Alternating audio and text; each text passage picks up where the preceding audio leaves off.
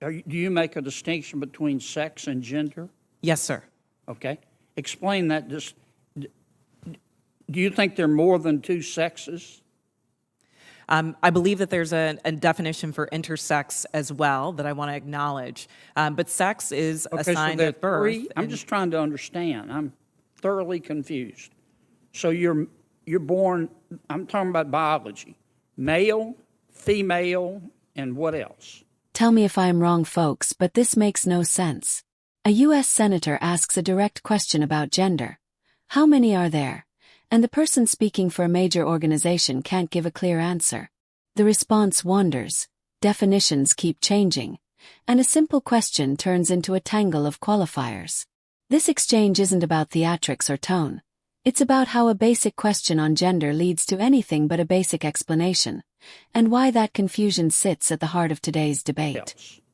I believe that intersex is also acknowledged, but again, I'm not a doctor here. What I can And say what does intersex mean? is that there's a difference between sex and gender, and I think in these conversations we're conflating the two.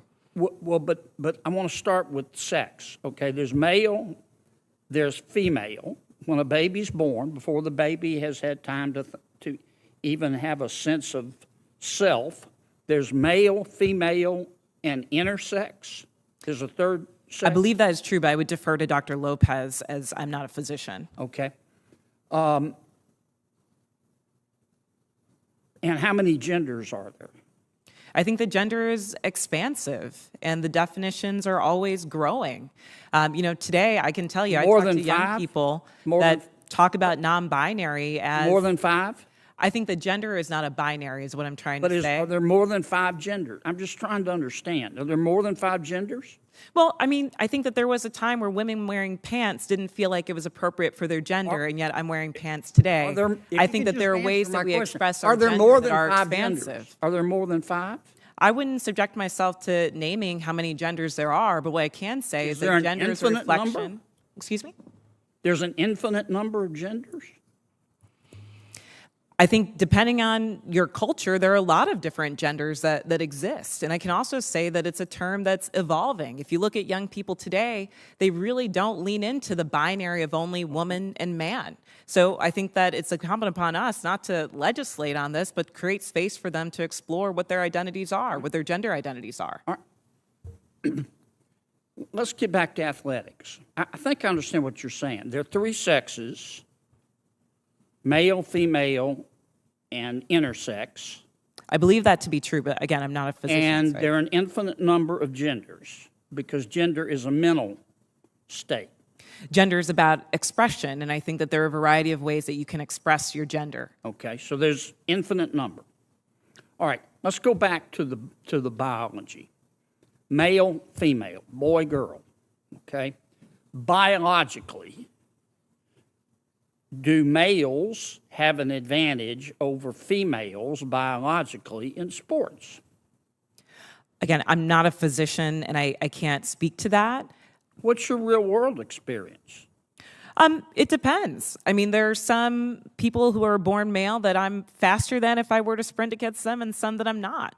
Some males that are taller than some women, and some that are shorter. You don't believe that a biological male has a physical advantage in sports over a biological female?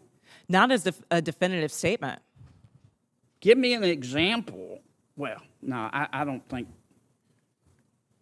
How many female members of the NBA do you see?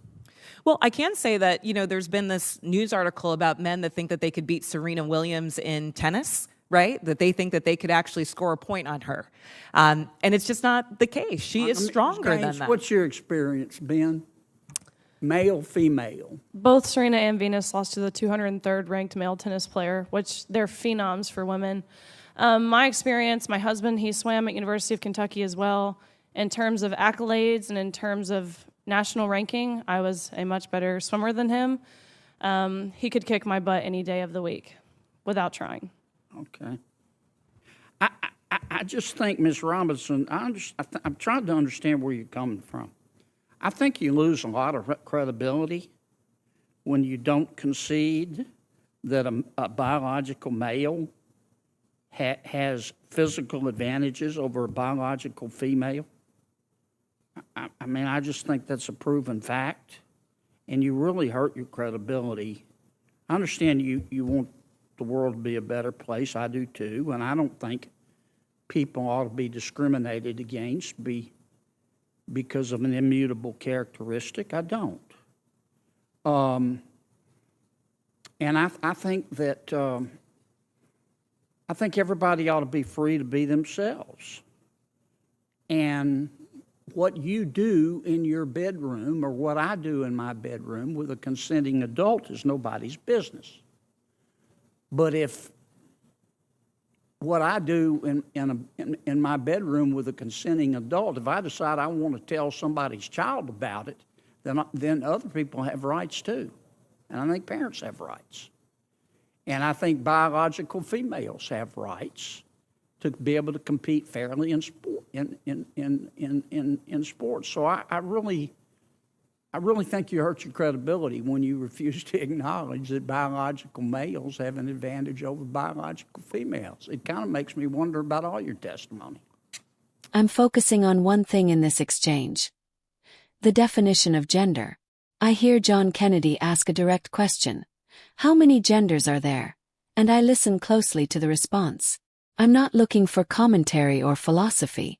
I'm listening for a clear definition. What I hear instead is an answer that moves away from clarity. I hear qualifiers added.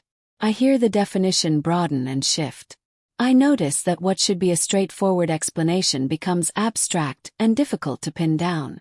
From my perspective, the question isn't being addressed directly. I see the core issue as a problem of definition.